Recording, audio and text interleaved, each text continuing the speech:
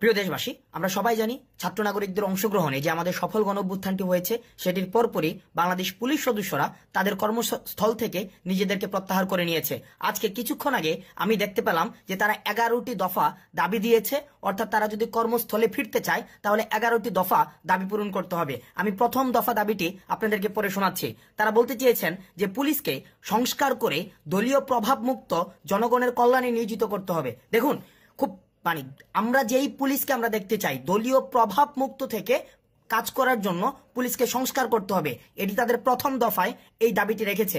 এবং এই দাবির সংস্কারের যে জায়গাটি, এটি সম্পূরক একটি জায়গা তারা যুক্ত করেছে। সেটি বলেছে, আমরা যে রঙের ইউনিফর্ম পরিধান করে কলঙ্কিত হলাম সেই পোশাকের রং পরিবর্তন করে কনস্টেবল থেকে আইজি পর্যন্ত একই ড্রেস কোড নিশ্চিত করতে হবে। এটি ছিল তাদের প্রথম দফার ক নাম্বার দাবি। খ নাম্বার দাবিতে তারা বলেছে, আমাদের সকল পুলিশ সদস্য ও তাদের পরিবারের নিরাপত্তা নিশ্চিত করতে হবে এবং এর সাথে সাথে যে সকল সিনিয়র অফিসাররা ক্ষমতার লোভী দালাল পুলিশ অফিসারদের কারণে আমাদের শত শত পুলিশ সদস্য ও সাধারণ ছাত্র জনতা মৃত্যুবরণ করেছে, তাদেরকে গ্রেফতার করে অনীতি বিলম্বে বাংলাদেশের প্রচলিত আইনে বিচার করতে হবে এবং তাদের অবৈধ সম্পদ বাজেয়াপ্ত করতে হবে। এটি অত্যন্ত গুরুত্বপূর্ণ একটি দাবি।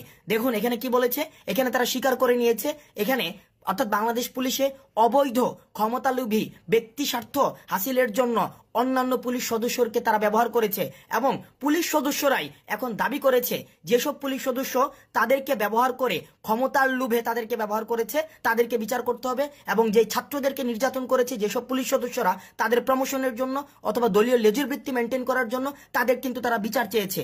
তারপরে দেখেন, তারপরে 2 নাম্বার দাবিটি একে খুব গুরুত্বপূর্ণ একটি দাবি। সেখানে তারা বলেছেন যে এই চলমান আন্দোলনে যেসব পুলিশ সদস্য মারা গিয়েছেন তাদের পরিবারেরকে সহায়তা দিতে হবে, আর্থিক সহায়তা দিতে হবে এবং সেখানে বলা হয়েছে যে জানমালের নিরাপত্তা ব্যবস্থা নিশ্চিত করতে হবে।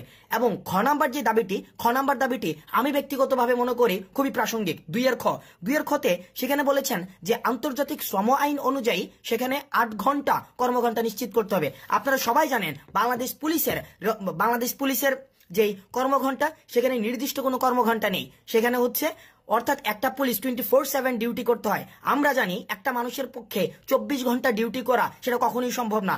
আমরা যে এই কিছুদিন অর্থাৎ আমাদেরকে থানা হেফাজতে আমাদেরকে দৌড়াদৌড়ি করতে হয়েছে, সেখানে আমরা দেখেছি একটা পুলিশ কতটা অমানবিক জীবনযাপন করে একটা পুলিশের জীবন। তাদের নির্দিষ্ট কোনো কর্মঘণ্টা নেই, 16 ঘন্টা, 20 ঘন্টা, 24 ঘন্টা, ক্ষেত্র বিশেষে 2 দিন 3 দিন পর্যন্ত তাদেরকে ডিউটি করতে হয়।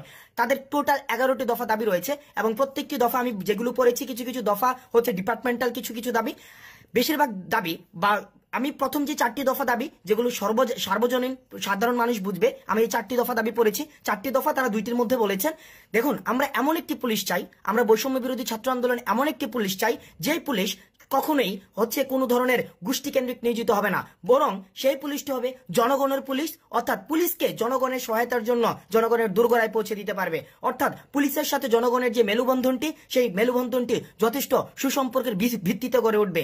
আমরা দেখেছি সাধারণ জনগণের যে ক্ষোভটি সেটি কিন্তু পুলিশের উপরে না, বরং সেই ক্ষোভটি হচ্ছে পুলিশের পোশাকের উপরে। অর্থাৎ যারা গত 16 বছর ধরে ফ্যাসিজম কায়েম করেছে এই পুলিশের পোশাকটি ব্যবহার করে, অর্থাৎ তাদেরকে লাঠিয়াল বাহিনীতে পরিণত করেছে।